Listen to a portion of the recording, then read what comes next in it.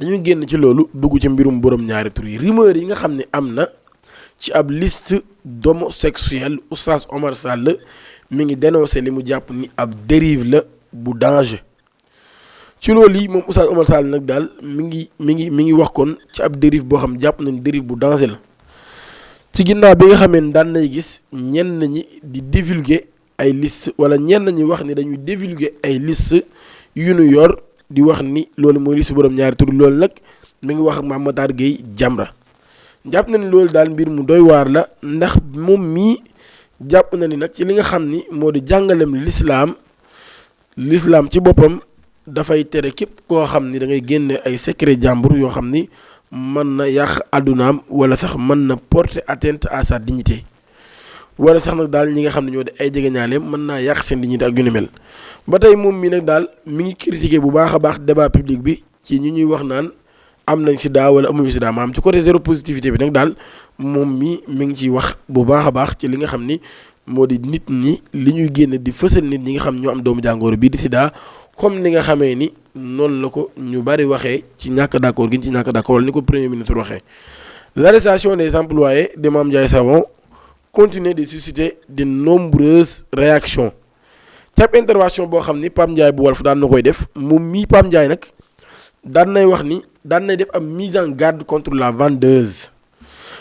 ci génn yi nga xam ne daf koy génn lu bare bare di wax ci boobu la mbir moom chroniqueur judiciaire bi nag nee na déclaration yu Mame Ndiaye Savon yooyu day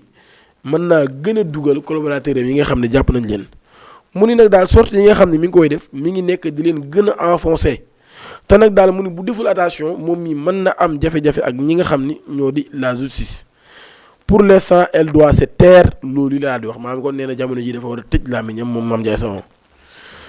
ba tey ci mbirum moomu ci la ñuy des acte contre nature ñu daal di démanteler ab réseau bu yees daan nañ ciy jàpp nag ab journaliste bu mag buy liggéey ci benn télé. La brigade de recherche de Baird de Faidherbe, compagnie de gendarmerie de Dakar, procédé au démantèlement d'un réseau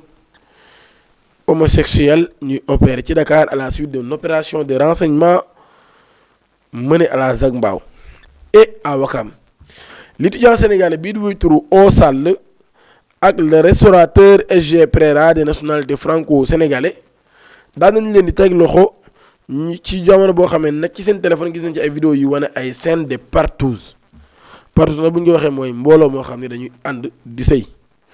ci cadre activité yi nga xam ne doon nañu ko amal ci wàllum renseignement la brigade de Faidherbe daan na jot ay information yu mu jëlee ci benn ndaw wala benn soxna soo xam ne moo infiltré groupe bi nga xam nag daal ñoom ñi ay nit la ñu présenté wu ñeneen ñi ay trans lañ des transgenres moo xam ñoo xam dañoo changer seen sexe des lesbiennes ak des homosexuels ci groupe boobee moom nag mu wane ni mbir mi daf ko intéressé ci lañ ko intégré ci seen groupe ginnaaw ba nag ñu daal di joxe woon rendez-vous ci benn appartement bu nekk ca Zac Mbao ngir benn partous bu ñu organisé ci loolu yi mu daal di impliqué nag ay góor ak ay jigéen yu bare bari bi ñu leen informé ci rencontre boobee ñoom la gendarmerie daan nañu ñëw en civil daal di teg nag ab dispositif de surveillance bu am solo lool et d'intervention le jour convenu au Sall 23 ans ba ñu daal di teg loxo ci lieu bi moom mi nga xam ne moom moo fa jiitu ginnaaw ba seen enquête tamit daan nañu jàpp ki nga xam ne SG Préra di ab franco-sénégalais boo xam ni ay atam mi ngi toll ci 35 ans police nag wala la gendarmerie di wéy nag di amal ay enquête am bu baax a baax ci boobule mbir ngir daal teg loxo képp koo xam ni bokk nga ci mbir mi mu nekkaan nag beneen mbir mu doy waar lool ci mbirum borom ñaari tur yi ba tey ci mbirum borom ñaari tur yi sax ci la ñu des ba tey ab célèbre charlatan jàpp nañ ko ci ca Maristes. L'enquête relative à l'affaire dit Pape Cheikh Diallo SIE connaît un nouveau développement avec l'interpellation d'un charlatan mi ngi wéy turu Serigne Niang ñu daal ko présenté comme ab charlatan moom nag ña ngi ko jàppee ca Maristes ginnaaw bi nga xamee ne moom mi daan nañ koy jàpp yóbbu nañ ko ca kanamu parquet près le tribunal de grande instance de Pikine Guédiawaye ci li nga xam ne nag moo di cadre bu procédure judiciaire en cours bi nga xam ne kon jamono ji ñi ngi ko nekk di def ngir teg loxo képp koo xam ni yaa ngi yëngu ci wàllu woowu yi te brigade de recherche de Kër Massar daal di déclencher mbir mi depuis les premières interpellations nag enquête bi ñu ngi koy topp bu baax a baax gendarmerie nationale jàppagul na ci lu ëpp 30 personnes wala lu ko jege ñooñu ñëpp ñu placé leen sous mandat de dépôt ñenn ñi ba tey ñu ngi en garde à vue di xaar ñu defeere leen kenn lañ ci bàyyeegun muy ki nga xam ne moo di Pape Birame Bigue Ndiaye de la RTS 1 ñi ci des ñëpp ñu ngi ñu teg loxo ci loolu sax arrestation yi nag am na benn policier boo xam daan nañ koy jàpp mu nekk nag lu bees tax ci li nga xam moo di boobu lépp dossier bu ñu sukkandikoo ci information yu sunu yëpp la brigade de recherche de Kër Massar procédé na ci 3 nouvelles arrestations dont un agent de police dans le cadre de la délégation judiciaire ordonnée par le juge d'instruction du premier cabinet du tribunal de Pikine Guédiawaye agent de police nag daan nañ koy cité par un inculpé porteur de VIH/Sida maanaam benn inculpé bu am feebar bi di VIH/Sida moom moo ko cité bu ñu ko déglee ci fond bi nag dans le cadre de l'information judiciaire le magistrat a demandé qu'elle soit entendue, placée en garde à vue. Le policier a contesté les faits d'actes contre nature qui lui sont reprochés maanaam policier bi ci waxoon na daal nay weddi mbir yi nga xam ne ñu ngi koy tudd waaye daal jamono ji kon mi ngi ñu téye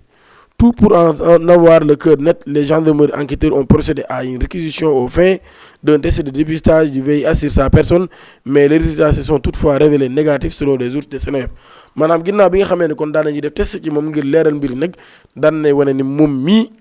nag daal amul feebar bi ñuy wax VIH/Sida waaye malgré élément boobee nag à sa faveur et sauf changement de dernière minute il sera conduit devant le juge ce lundi en même temps que les 2 autres personnes placées en garde à vue maanaam kon daal moom mii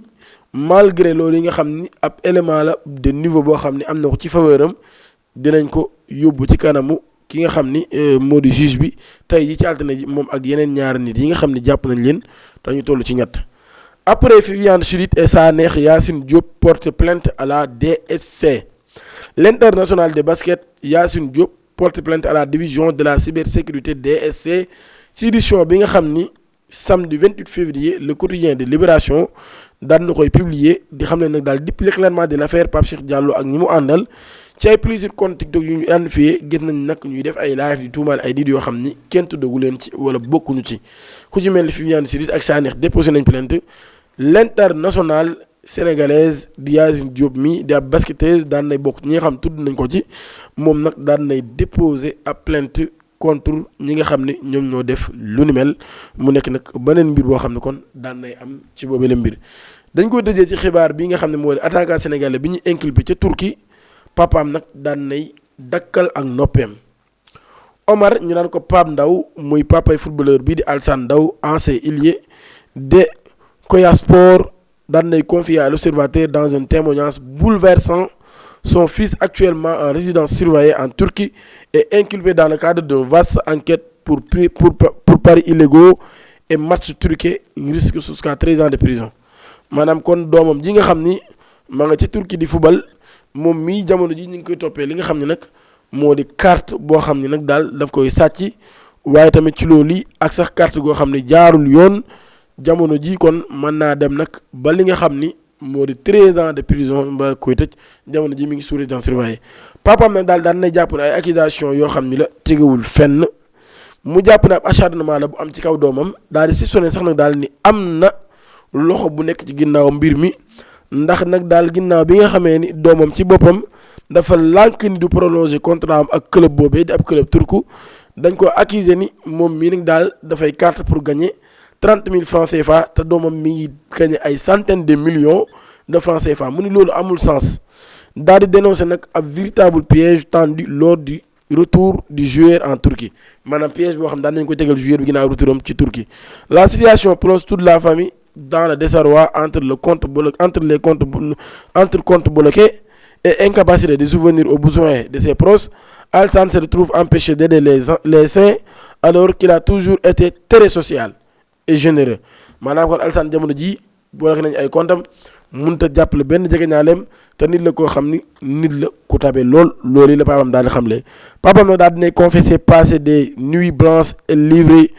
un témoignage glaçant sur son état moral. Il est presque 21h et je n'arrive pas à couper mon jeûne maanaam kon daanaka 21h jot na dog sax mënuma ko et je ne peux rien manger rien qu'un passant qui risque jusqu'à 13 ans de prison. Je suis dans le désarroi maanaam mënuma lekk dara su ma xalaatee ni mën na def fukki at ak ñett ci kaso bi rek maanaam damay daal di jaaxle. L'interlocuteur du quotidien du groupe Futurs Médias lance un appel pressant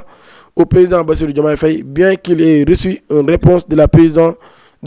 fin janvier assurant que le dossier serait suivi. Aucun résultat concret n'a encore été obtenu. Le père déplore également le silence de la Fédération sénégalaise de football FSF. Elle a défendu les couleurs nationales depuis les minimes. Elle ne mérite pas d'être abandonnée. nee na daal kon mi ngi métti lu nopp gi nga xam ni fédération bi daf ko noppi ndax dafa défendre la nga xam ne moo di couleur yu sénégalais depuis muy football li nga xam ne moo di minim loolu kon moo tax naal Papa Ji di xam ne mérité wul ñu daal di koy boddi benn yoon. di ñaa ngeen abonné ci chaîne bi activer cloche notification bi te aimé vidéo bi jërë ngeen jëf.